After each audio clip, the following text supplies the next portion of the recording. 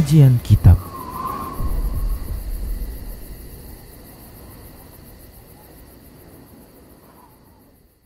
Bismillah, assalamualaikum warahmatullahi wabarakatuh. Innal hamdalillah nahmaduhu wa nasta'inuhu wa nastaghfiruh wa na'udzu billahi min shururi anfusina wa min sayyiati a'malina. May yahdihillahu fala mudilla lahu wa may yudlilhu fala hadiya lahu.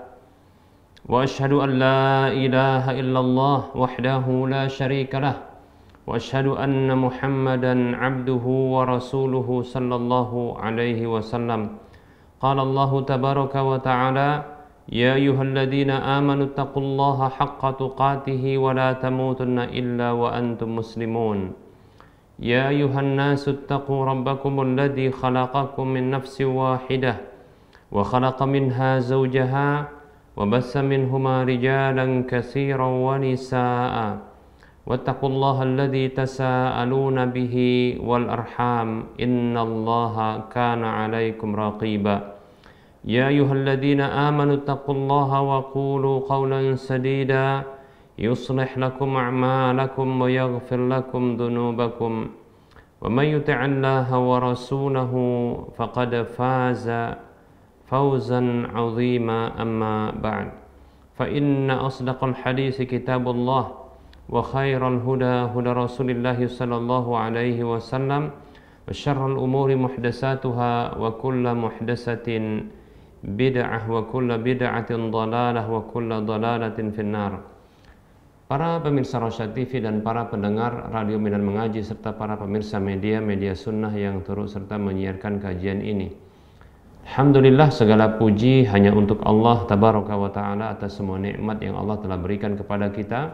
Salawat dan salam kita ucapkan untuk nabinya Nabi Muhammad sallallahu alaihi wasallam. Semoga Allah tabaraka wa ta'ala senantiasa memberikan taufik dan hidayahnya kepada kita sampai akhir hidup kita. Para hamba Allah rahimani wa rahimakumullah, kita lanjutkan pembahasan kitab Minhajul Muslim di bab yang keempat tentang ibadah, dan kita masih membahas tentang sunnah-sunnah salat. Baik para hamba Allah rahimani wa rahimakumullah, di antara hal yang disunnahkan di dalam salat adalah berdoa setelah salat. Di antara doa-doa tersebut ada beberapa doa yang sahih dari Nabi sallallahu alaihi wasallam. Seperti contohnya adalah doa Allahumma a'inni ala dzikrika wa syukrika wa husni ibadatika. Hadisnya diriwayatkan oleh Imam Abu Daud An-Nasai dengan sanad yang sahih. Baik para hamba Allah rahimani wa rahimakumullah, doa ini bagus sekali untuk dibaca setelah sholat, ya. Itu doa permohonan kepada Allah Subhanahu wa taala agar menolong kita di dalam ingat kepada Allah, bersyukur kepada nikmat-nikmatnya dan kebagusan dalam ibadah kita. Allahumma a'inni ala dzikrika, ya Allah bantulah aku untuk mengingatmu, wa syukrika dan kesyukuran kepadamu, wa husni ibadatika dan bagusnya ibadah kepadamu. Demikian pula ada doa yang diriwayatkan oleh Imam Al-Bukhari, Imam Tirmidzi dan An-Nasai. Bunyi doanya setelah salat ini adalah Allahumma inni a'udzubika minal jubni wa a'udzubika an uradda ila ardalil umri wa a'udzubika min fitnatid dunya wa a'udzubika min adzabil qabri. Doa ini juga bagus untuk dibaca. Doa ini diriwayatkan oleh Imam Bukhari, Imam Tirmidzi dan Nasai. Terjemahan dari doa ini adalah, ya Allah sesungguhnya aku berlindung kepadamu dari sifat pengecut, dan aku berlindung kepadamu dari aku dikembalikan kepada kehinaan umur, dan aku berlindung kepadamu dari fitnah dunia, dan aku berlindung kepadamu dari azab kubur. Demikian.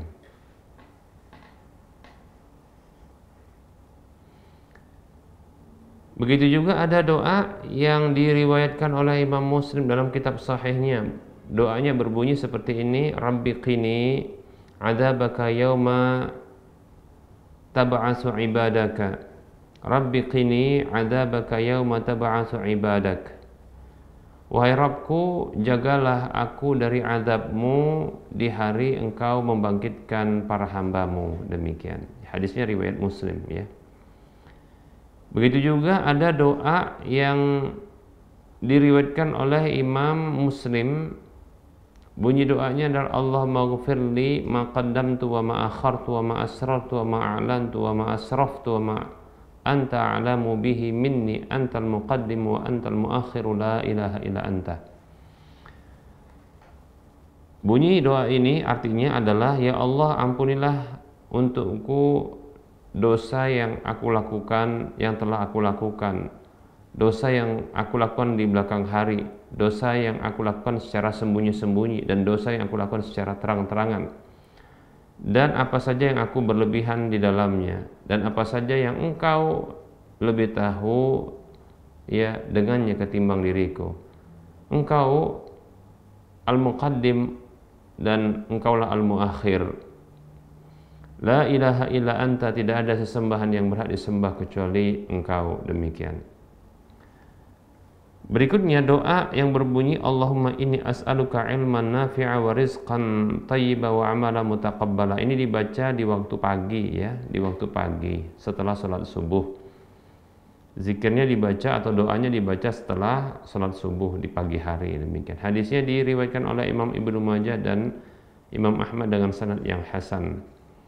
Doanya yang artinya, ya Allah, sesungguhnya aku meminta kepadamu ilmu yang bermanfaat, rezeki yang baik, dan amalan yang diterima. Demikian. Kemudian ada doa yang lain, yaitu doa yang diriwayatkan oleh Imam An-Nasai dan Ibnu Sunni dengan sanad yang hasan. Doanya berbunyi Allahumma inni a'udzubika minal kufri wal faqri wa adzabil qabri. Ya Allah, sesungguhnya aku memohon perlindungan kepadamu dari kekufuran dan kefakiran serta azab kubur. Demikian. Nah, ini juga dibaca ya di waktu pagi dan petang kalau tidak salah, ya. Baik para hamba Allah rahimani wa rahimakumullah.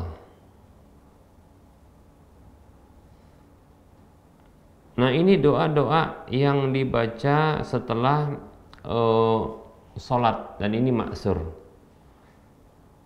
Dan boleh juga untuk berdoa setelah sholat dengan doa-doa yang lainnya yang kita butuhkan ya setelah sholat, ya. Dan insya Allah Ta'ala termasuk doa yang mustajab insya Allah setelah sholat. Jadi doa yang mustajab adalah diantaranya doa setelah sholat, berdasarkan hadis Nabi SAW di mana Rasulullah pernah ditanya, ya Rasulullah, ayyud du'ai asma', wahai Rasulullah, doa manakah yang paling didengar oleh Allah? Qala, maka Rasul mengatakan sallallahu alaihi wasallam, jawfal laili wa dubura as-salawatil maktubat, yaitu doa yang diucapkan di malam yang larut, jawfal lail, di malam yang larut. Kemudian wa dubura as-salawatil maktubat, dan setelah salat-salat fardu. Demikian, ya. Baik para hamba Allah rahimani wa rahimakumullah. Walaupun ada yang memahami dan menafsirkan maksud dari dubura as-salawatil maktubat adalah penghujung dari salat-salat fardu, yaitu setelah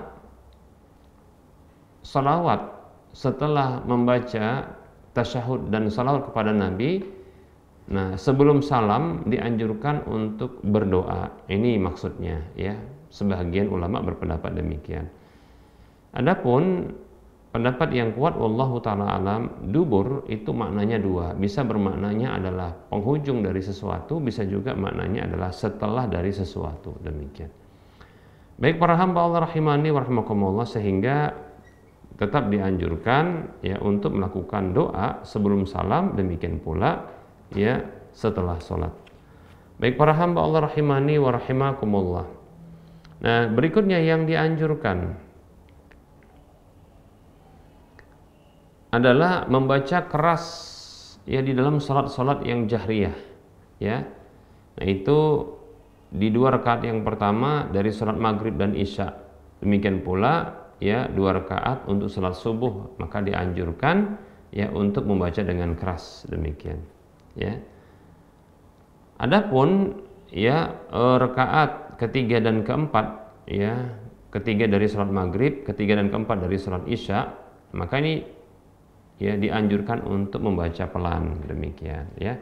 Begitu juga membaca pelan dalam sholat-sholat yang sirriyah, yang memang pelan, seperti contohnya adalah sholat-sholat zuhur, asar, demikian ya, zuhur dan asar. Ini dibaca pelan, demikian ya. Begitu juga sholat-sholat sunat, maka dianjurkan untuk dibaca pelan hukum asalnya, demikian. Ketika di waktu siang hari. Adapun ketika malam hari maka dianjurkan agak sedikit keras, demikian. Kecuali kalau dikhawatirkan mengganggu orang lain ketika membaca keras tersebut, maka dianjurkan ketika itu membaca pelan. Baik para hamba Allah rahimani wa rahimakumullah.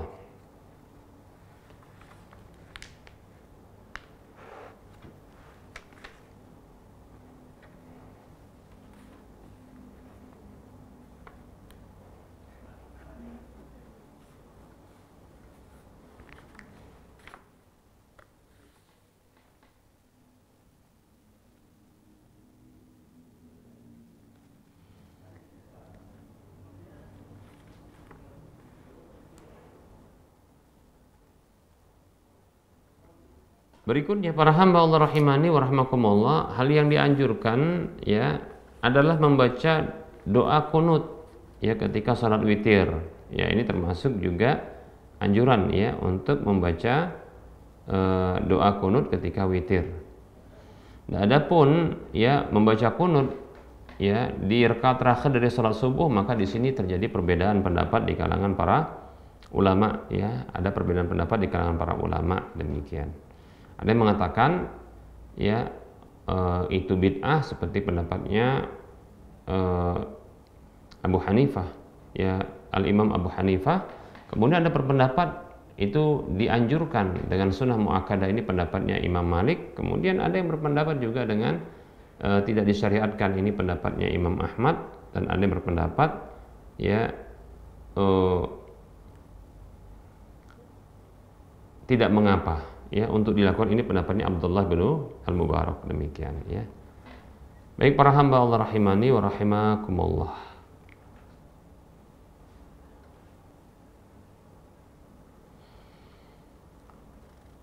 Begitu juga dianjurkan untuk membaca panjang ketika sholat subuh dan membaca pendek ya dalam sholat asar dan maghrib, serta pertengahan di waktu sholat isya dan zuhur, demikian.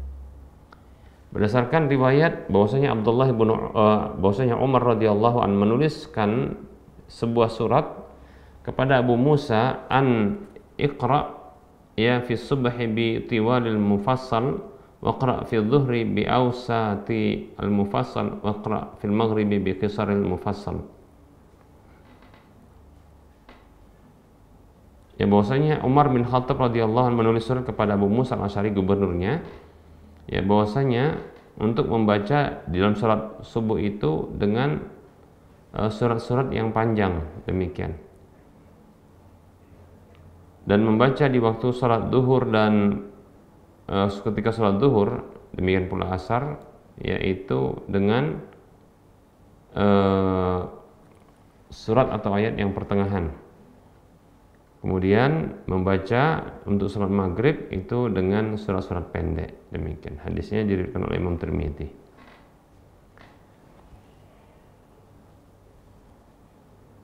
Begitu juga dianjurkan untuk berdoa di antara dua sujud ya, dengan doa Rabbighfirli warhamni wa'afini wahdini warzuqni, demikian. Sebagaimana diriwayatkan oleh Imam An-Nasa'i.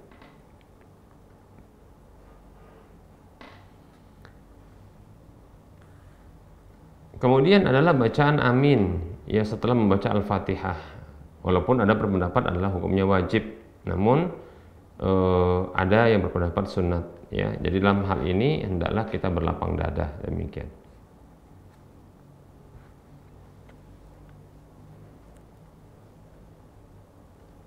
Nabi SAW bersabda dalam hadis yang diriwayatkan oleh Imam Bukhari, Idza qala al-imamu ghairil maghdubi 'alaihim waladdallin faqulu amin fa inna man wafaqa qawluhu qawlal malaikati ghufira lahu ma taqaddama min dhanbihi. Kata Nabi sallallahu alaihi wasallam, apabila imam membaca ghairil maghdubi 'alaihim waladdallin maka bacalah amin. Karena sesungguhnya siapa saja yang bertepatan ucapannya dengan ucapan para malaikat, maka diampuni baginya apa saja yang telah berlalu. Baik para hamba Allah rahimani wa rahimakumullah.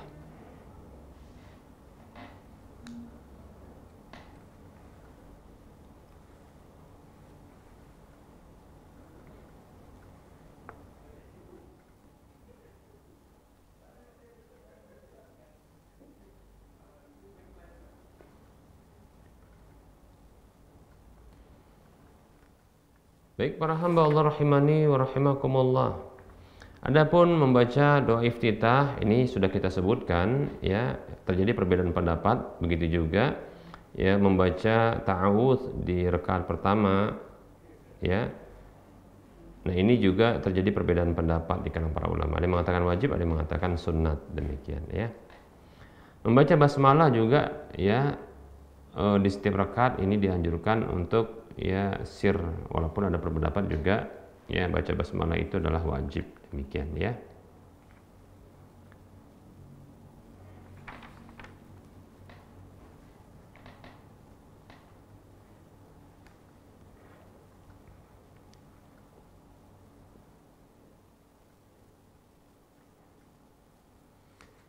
Baik para hamba Allah rahimani wa rahimakumullah, kita cukupkan untuk penyampaian materi. Insyaallah ta'ala kita akan lanjutkan pada waktu mendatang terkait dengan sunnah-sunnah yang sunnah-sunnah salat terkait dengan gerakan, yaitu gerakan yang disunnahkan di dalam salat, demikian. Insyaallah ta'ala pada pertemuan yang berikutnya kita akan bahas. Baik, kita cukupkan untuk penyampaian materi, kita buka sesi soal jawab.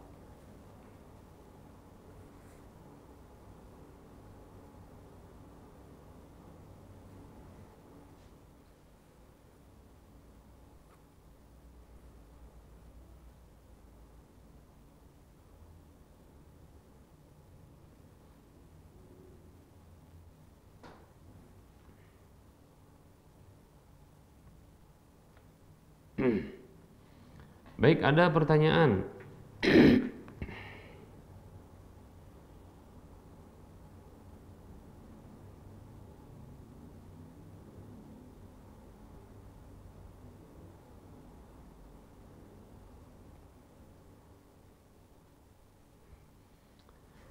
Ada pertanyaan. Assalamualaikum warahmatullahi wabarakatuh. Maaf sebelumnya, bagaimana hukum kalimat daripada cinta malam tahun baru Masehi, mending cinta Jumatan aja selalu. Otak mengingat, hati merasa khusyuk Jumatan, karena Jumatan adalah tarbiyah Allah dan Rasulnya.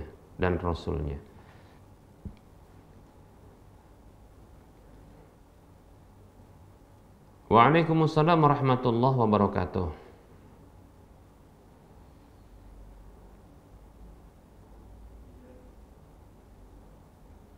Cinta yang dimaksud bila adalah cinta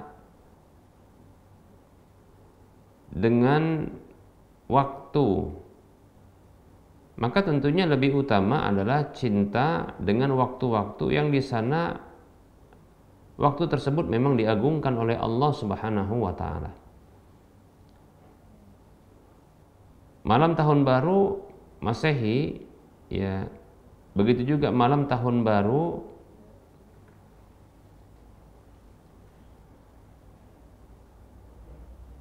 dari Hijri ya, itu bukanlah zatnya dicintai oleh Allah Subhanahu wa taala. Adapun hari Jumat memang adalah hari yang paling afdal, menunjukkan memang Allah Subhanahu wa taala ya cinta dengan hari Jumat tersebut. Bahkan Jumat ini adalah ya penghulu dari hari-hari yang ada, hari yang paling afdal ya. Rasulullah menyebutkan tentang keutamaan-keutamaan hari Jumat ini, demikian ya. Nah, sehingga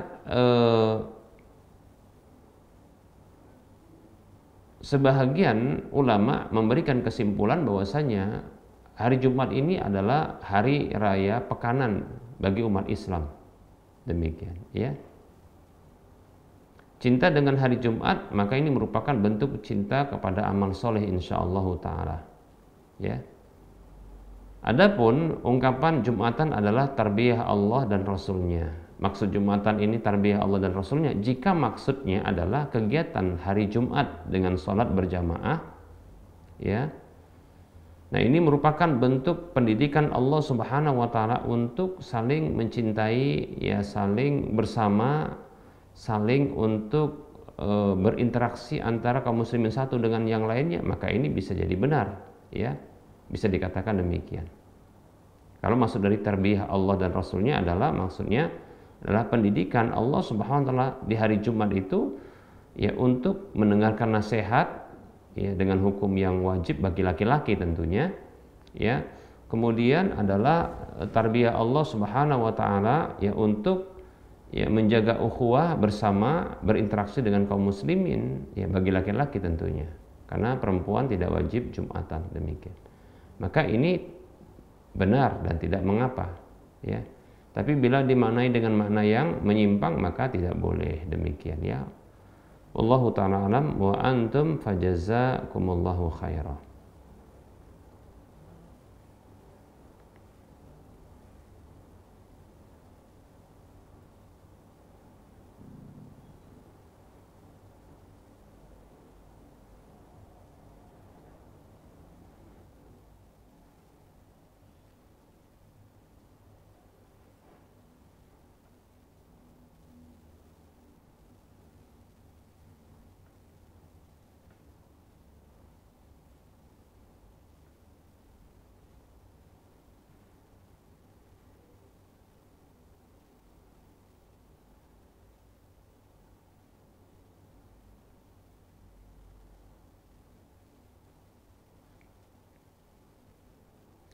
Ada pertanyaan, Assalamualaikum warahmatullahi wabarakatuh.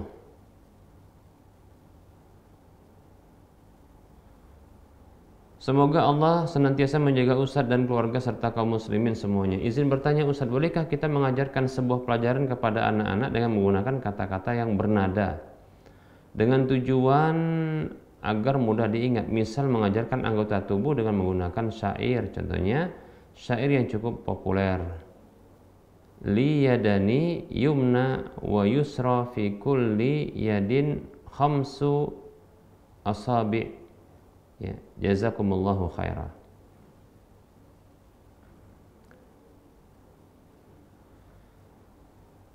Bismillah, waalaikumsalam warahmatullahi wabarakatuh. Semoga Allah Subhanahu wa taala menjaga kita semua di dalam ketaatan dan kebaikan serta kebahagiaan dan menjauhkan kita dari segala keburukan dalam kehidupan dunia dan akhirat kita. Amin ya rabbal alamin.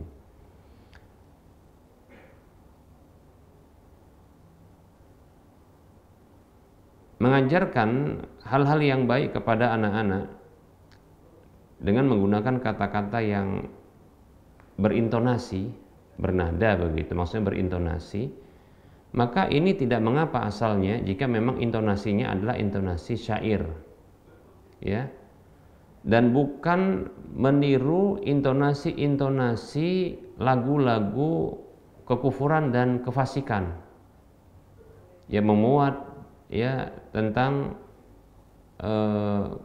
kemaksiatan yang ada musik-musiknya.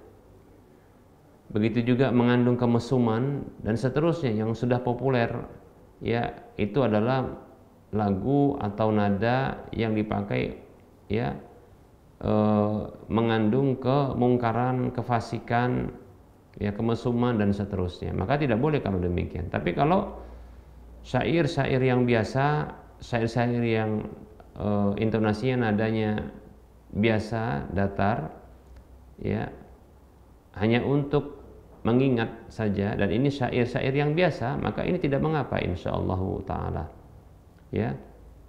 Nah, seperti itu. Karena kita dapatkan juga ya para ulama ketika menghafal matan-matan ilmiah, ya baik itu matan akidah, tauhid, ya fikih, bahasa, ya lughah contohnya, begitu juga kawaid-kawaid, ya usuliyah atau fikhiyah, ternyata kita dapatkan memang ada intonasi nadanya, tapi tidak berlebihan dan tidak dalam rangka meniru dan mencontoh, ya nada-nada lagu-lagu yang sudah tenar mengandung kefasikan, kemungkaran, kemaksiatan. Nah, seperti itu. Ya. Adapun tadi syair yang bunyinya liyadani yumna wa yusra fi kulli yadin khamsu asabi, ini saya tidak tahu ya nadanya seperti apa. Kalau seandainya tidak meniru intonasi nada-nada lagu-lagu yang mengandung kefasikan, begitu juga kemungkaran, ya musik-musik, maka ini insya Allah ta'ala tidak mengapa. Tapi kalau ternyata ada mengandung ya demikian, maka tidak boleh. Wallahu ta'ala alam.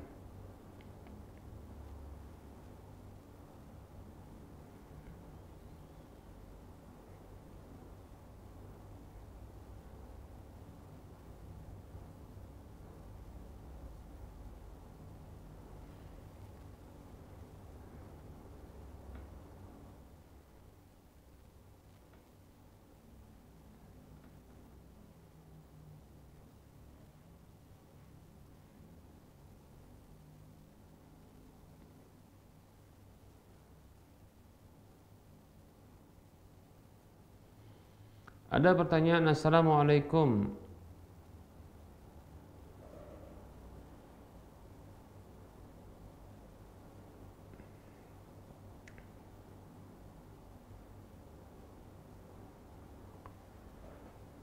Assalamualaikum warahmatullahi wabarakatuh. Hukum perkataan ini bagaimana ya Ustaz? Misalnya ada seorang anak yang suka terhadap pemain bola non muslim, lantas kita bilang itu tidak boleh, dan seseorang akan dikumpulkan dengan orang yang dicintai di hari kiamat. Kamu mau dikumpulkan dengan pemain non muslim itu? Jazakumullahu khairah.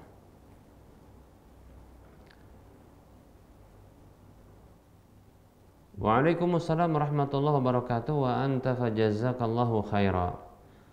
Baik, sekedar untuk ancaman saja, tapi kita tidak memastikan dan tidak memvonis, maka ungkapan seperti ini tidak mengapa. Ya, karena memang Rasulullah pernah bersabda sallallahu alaihi wasallam, almar'u ma'a man ahabba, seseorang itu bersama dengan orang yang dia cintai. Nah, kalau seseorang itu mencintai orang kafir dengan kecintaan di situ ada muatan mengikuti, ya, kemudian meneladani, ya, maka yang seperti ini merupakan bentuk cinta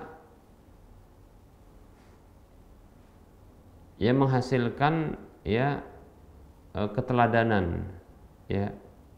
Ini disebut juga dengan loyalitas. Maka yang seperti ini dikhawatirkan memang jatuh, ya, kepada larangan, ya, mencintai orang kafir lalu loyalitas dengannya, ya. Dan tidak mengapa untuk memberikan ancaman kepada orang tersebut, ya, dengan ancaman seperti ini, namun tidak memastikan, ya. Seperti ungkapan, ya, almar'u ma'a man ahabba, seseorang itu bersama dengan orang yang dia cinta. Kalau yang dicintai adalah orang kafir, maka dikhawatirkan nanti dia bertemu dan berkumpul dengan orang-orang kafir di neraka. Demikian. Nah, kalau dia cinta dengan orang-orang muslim dan dia mengikuti orang muslim, orang-orang beriman, maka, ya, dia akan dikumpulkan bersama mereka di surga insyaallah taala. Jadi sifatnya adalah, ya, memberikan targhib wa tarhib. Ya, targhib memberikan motivasi, tarhib memberikan ancaman, demikian. Jadi bukan memastikan tapi ancaman, maka tidak mengapa. Wallahu taala a'lam.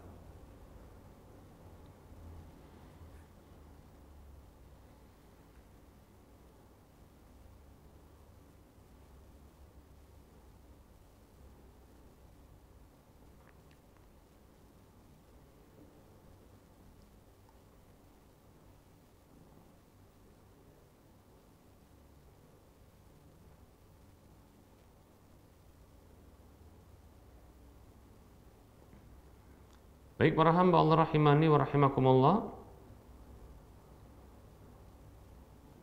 Ada pertanyaan, kami tinggal di komplek tapi ingin membuat kanopi, tapi sengnya agak melebihi ke jalan komplek. Gimana Ustaz?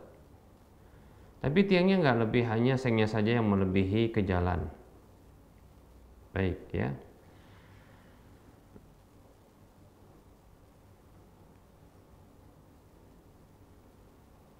Bismillah, waalaikumsalam warahmatullahi wabarakatuh.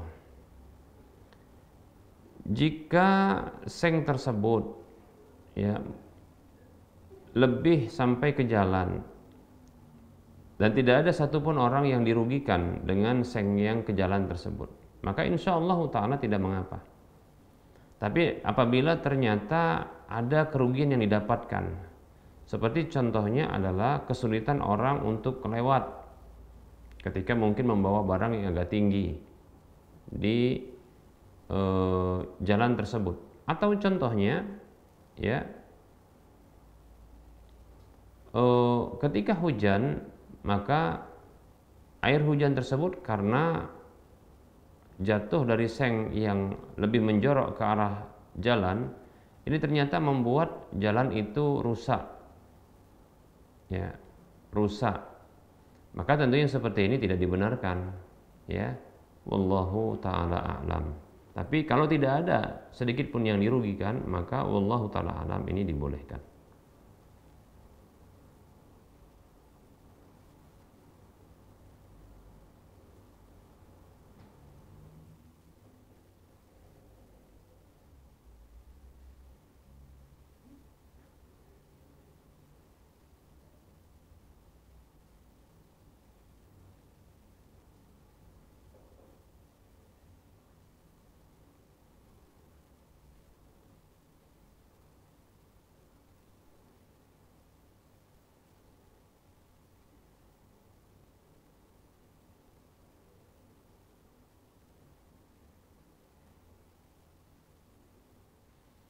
Ada pertanyaan. Assalamualaikum Ustadz. Afwan Ustadz, saya ingin bertanya satu hal. Mertua saya terjerat hutang riba. Saking banyaknya hutang tersebut, mertua saya ingin memutuskan menggadaikan sertifikat tanahnya ke sebuah bank untuk melunasi semua hutangnya dengan yang lainnya. Di sisi lain, sebagai syaratnya saya juga harus tanda tangan agar uang hutang tersebut, hutang dari bank itu bisa dicairkan. Yang pertama kali saya tolak untuk tanda tangan, dan ini kali kedua saya minta untuk tanda tangan. Pertanyaannya, apa yang harus saya lakukan Ustadz? Saya juga tidak punya kemampuan untuk melunasi hutang tersebut, sementara bunga ribanya terus berjalan. Ditambah lagi mertua saya akan pergi merantau, otomatis kami yang masih menumpang dengan mertua akan ditagih angsuran ribanya Ustadz. Demikian.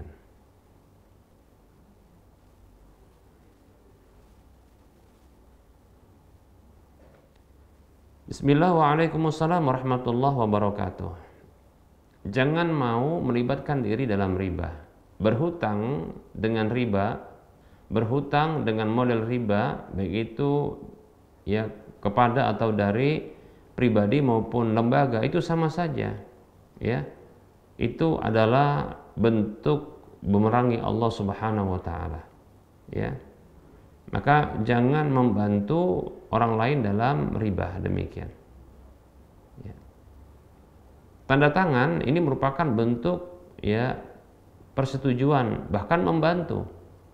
Allah katakan dalam surah Al-Maidah ayat 3 ayat 2, a'udzubillahi minasyaitonir rajim, wala ta'awanu 'alal ismi wal 'udwan, janganlah kalian saling tolong-menolong di atas dosa dan permusuhan. Ini dosa. Riba itu dosa, sekaligus permusuhan dengan Allah Subhanahu wa taala dan Rasulnya. Karena Allah dan Rasulnya akan memerangi orang tersebut, demikian ya. Maka tolak saja. Lebih-lebih sudah jelas bahwasanya akibat buruknya ini akan berdampak kepada diri pribadi di dunia ya.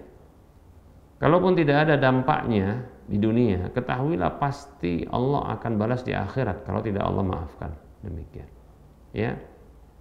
Maka jangan mau menandatangani, jangan mau menyetujui dengan memberikan tanda tangan, demikian ya.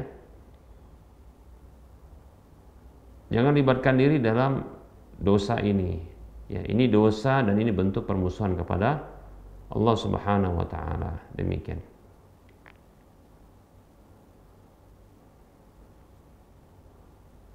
Allah katakan, a'udzu billahi minasyaitonir rajim, ya ayyuhalladzina amanu ittaqullaha wa daru ma baqiya minar riba fa in lam taf'alu fa'dhanu biharbin minallahi wa rasulih. Hai orang-orang beriman, bertakwalah kepada Allah dan tinggalkanlah sisa riba. Ya.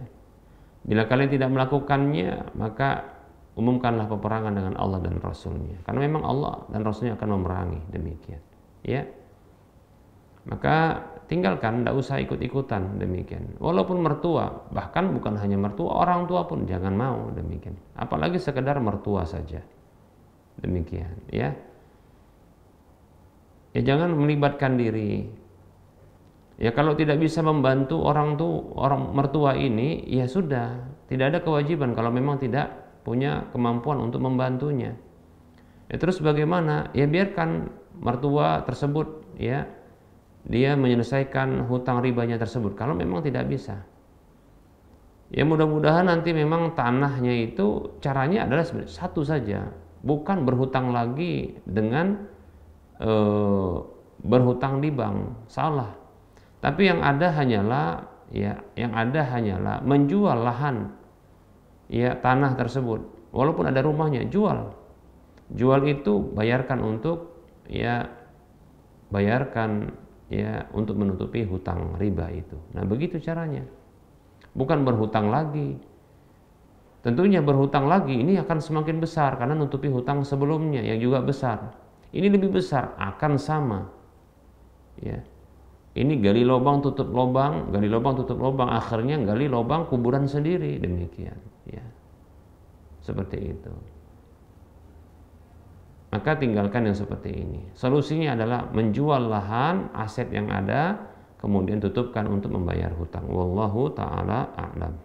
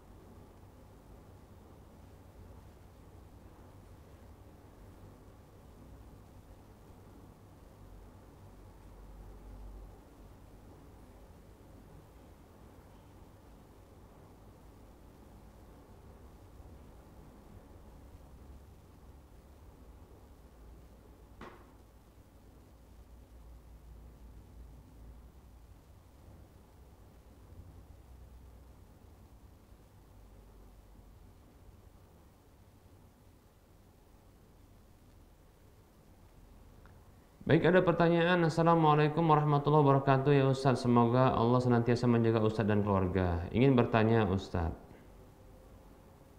ada perkataan Muhammad ibnu Sirin rahimahullahu ta'ala, carilah calon istri yang memahami keadaanmu, nikahilah olehmu seorang wanita yang melihat keadaanmu, dan jangan engkau nikahi seorang wanita yang justru menjadikanmu memandang apa yang dia miliki.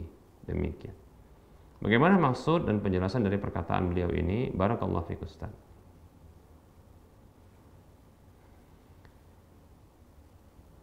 Bismillah, waalaikumsalam warahmatullahi wabarakatuh. Semoga Allah menjaga kita semua di dalam ketaatan dan kebahagiaan serta kebaikan, dan menjauhkan kita dari segala keburukan dalam kehidupan dunia dan akhirat kita. Amin ya rabbal alamin. Baik, yang bisa dipahami dari perkataan Al-Imam Muhammad ibnu Sirin rahimahullahu ta'ala, bahwasanya hendaknya ketika kita menikah, motivasinya adalah bukan karena ingin mendapatkan harta orang yang kita nikahi. Nah seperti itu. Bukan kita bergantung dengan harta orang yang kita nikahi. Membuat kita ya termotivasi ya terhadap hartanya, demikian.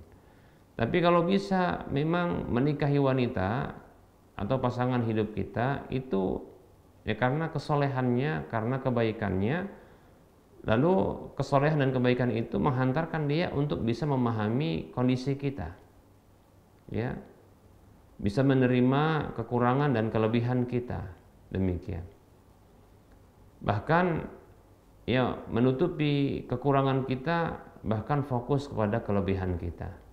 Karena memang Nabi pernah bersabda sallallahu alaihi wasallam, la yafraqu mu'minun mu'minatan in kariha minha khuluqan radiya minha akhar. Janganlah ada seorang laki-laki beriman membenci wanita beriman. Maksudnya suami yang memiliki iman jangan membenci istrinya yang beriman. In kariha minha khuluqan radiya minha akhar. Nah, kalau dia tak suka dengan salah satu karakternya, maka dia bisa ridho dengan kelebihannya, ridho dari yang lainnya. Itu dengan melihat kelebihannya, demikian. Maka demikian, ya. Saling memahami, ya, kemudian merelakan kekurangan, ridho dengan kekurangan, fokus kepada kelebihan, maka ini merupakan bentuk ciri keimanan. Dan seperti inilah hendaknya kita mencari pasangan. Memang sulit, memang sulit, tapi biasanya seperti ini adalah orang-orang yang hidup dalam kesederhanaan, ya, hidup dalam kesederhanaan, ya, seperti itu, ya. Memang cari pasangan hidup yang bisa memahami kita, keadaan kita, bukan memaklumi, ya, keburukan-keburukan kemaksiatan kita, bukan, tapi memahami kondisi kekurangan kita yang ini sifatnya adalah kekurangan yang berkaitan dengan takdir kita, bukan terkait dengan syar'i. Kekurangan syar'i kita adalah tentunya adalah kemaksiatan yang kita lakukan. Ya, kalau dia bisa memahami itu, maka pasangan kita ya menutupi dengan cara memberikan nasihat kepada kita dan memperbaikinya. Demikian, ya. Membantu kita untuk taat kepada Allah Subhanahu wa taala. Adapun kekurangan yang bersifat takdir adalah terkait dengan fisik kita yang kurang, ya. Demikian pula ekonomi kita yang kurang. Nah, seperti itu. Nah, inilah yang memang kita harapkan demikian. Karena tidak selamanya manusia itu dalam kondisi lapang, terkadang sempit. Nah, disinilah dibutuhkan ya pasangan hidup yang memiliki ya ciri khas kesolehan, ya, yang dia bisa sabar dengan kita, bersemangat untuk ya hidup bersama kita dalam suka dan duka, lebih tepatnya dalam suka dan cinta, karena tidak ada duka dalam cinta. Demikian, ya. Demikian, wallahu ta'ala alam.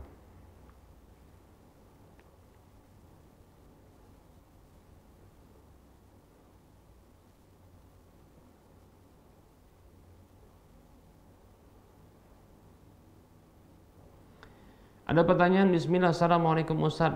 Afwan Ustaz, ini izin bertanya tentang tempat makan atau piring atau baskom yang dipakai makan biawak. Apakah bekas makan biawak tersebut harus dibersihkan 7 kali seperti membersihkan bekas makan yang dipakai seekor anjing? Mohon faedahnya Ustaz, jazakallahu khairah. Waalaikumsalam warahmatullahi wabarakatuh. Biawak ya bukanlah seperti anjing. Adapun ya tindakan pembersihan najis jilatan anjing ini adalah memang ditentukan oleh syariat. Nabi SAW bersabda, idza walagha al-kalbu fi ina'i ahadikum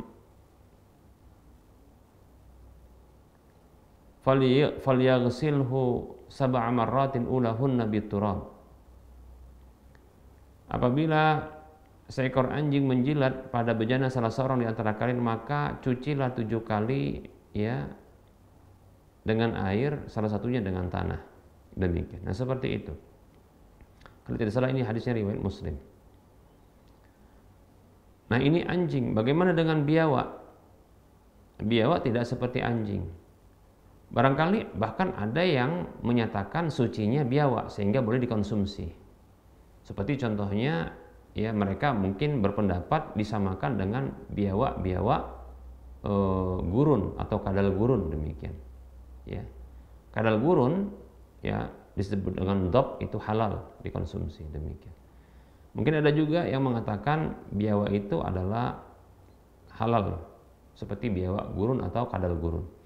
Tapi wallahu taala alam saya condong ya saya condong kepada biawak yang ada di wilayah tropis ini karena mereka adalah karnivora ya, maka wallahu taala alam saya condong ini adalah haram. Setidaknya ya apa yang dimakannya yang merupakan bangkai itu yang ditelannya itu menyebabkan ya hewan biawak ini menjadi jalalah, yaitu hewan yang memang haram untuk dikonsumsi. Setidaknya demikian. Ya. Belum lagi barangkali ternyata biawak ini memiliki taring. Kalau dia memiliki taring lantas dia menyerang manusia dan mengkonsumsi, memakan manusia, maka ini menjadi haram. Ya, kata Nabi SAW, kullu dzinabin minas sibai fa'akluhu haramun. Ya, setiap hewan yang memiliki taring dari hewan-hewan buas yang memangsa manusia, maka memakannya adalah haram. Hadis riwayat Ahmad, wallahu taala a'lam. Namun apabila biawak ini ternyata katakanlah dia haram dikonsumsi, namun tentunya karena tidak ada dalil tentang najis beratnya pada air liurnya, maka tidaklah sampai dikatakan dengan pembersihan 7 kali ya bilasan dengan air yang salah satunya dengan tanah. Saya condong wallahu ta'ala alam karena tidak ada dalil untuk hal ini dan tidak bisa dikiaskan. Saya condong bahwasanya ya pembersihan bekas makan biawak tersebut itu cukup ya dibersihkan tanpa harus dengan 7 kali bilasan. Bisa kurang bisa lebih ya tergantung barangkali ya kekhawatiran seseorang itu merasa bersih atau tidaknya, demikian ya. Saya ulangi bahwasanya untuk pembersihan bekas makan biawak ini tidak perlu dengan 7 kali bilasan yang salah satunya dengan air. Karena ini hanya untuk ya jilatan atau bekas makan ya anjing atau bekas minum anjing. Wallahu taala alam. Namun bisa jadi ya membersihkan bekas makan biawak ini lebih banyak airnya yang dibutuhkan atau lebih sedikit tergantung ya. Wallahu taala alam. Wa anta fajazakallahu khairan. Baik para hamba Allah rahimani wa rahmakumullah, kita cukupkan untuk penyampaian materi pada pertemuan kali ini karena sudah mendekati masuknya waktu salat zuhur untuk Buana Medan dan sekitarnya. Tentunya dalam penyampaian ini banyak kekurangan dan kesalahan. Kebenaran itu datang dari Allah, maka ambillah. Kesalahan dan kekurangan itu datang dari saya pribadi dan bisikan syaitan, maka abaikan dan tinggalkanlah.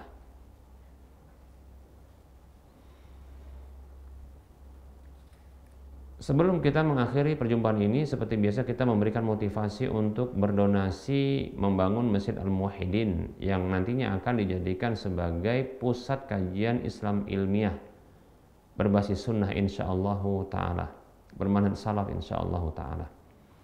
Insyaallah ta'ala di masjid ini akan diselenggarakan salat 5 waktu maupun salat sunat ya. Insyaallah juga di event-event Ramadan nanti ya. Ini juga semakin ya banyak kegiatan. Begitu juga insyaallah ta'ala akan diselenggarakan kajian-kajian di masjid ini ya, baik itu yang bersifat rutin maupun berkala seperti contohnya tabligh akbar maupun daurah-daurah, dan mudah-mudahan nanti kajian para ulama-ulama ya dari luar bisa dihadirkan di masjid ini. Begitu juga insyaallah ta'ala ya akan diselenggarakan kegiatan-kegiatan sosial kemasyarakatan di masjid ini. Maka mari ya siapapun di antara kita yang menginginkan mendapatkan sebuah rumah di surga, yang menginginkan untuk ya dibalas minimal pahalanya 700 kali lipatnya, yang menginginkan mendapatkan pahala yang terus mengalir walaupun ya telah tiada ketika dimanfaatkan infak ini, maka silahkan mari kita berdonasi membangun Masjid Al-Muwahhidin. Silakan transfer ke nomor rekening Bank Syariah Indonesia di nomor 71274855555 ya. Silakan transfer ke nomor rekening Bank Syariah Indonesia di nomor 7127485555 atas nama Yayasan Lajnah Dakwah Medan kode bank 451. Untuk info lanjutan Anda bisa melihatnya di layar kaca Anda ini.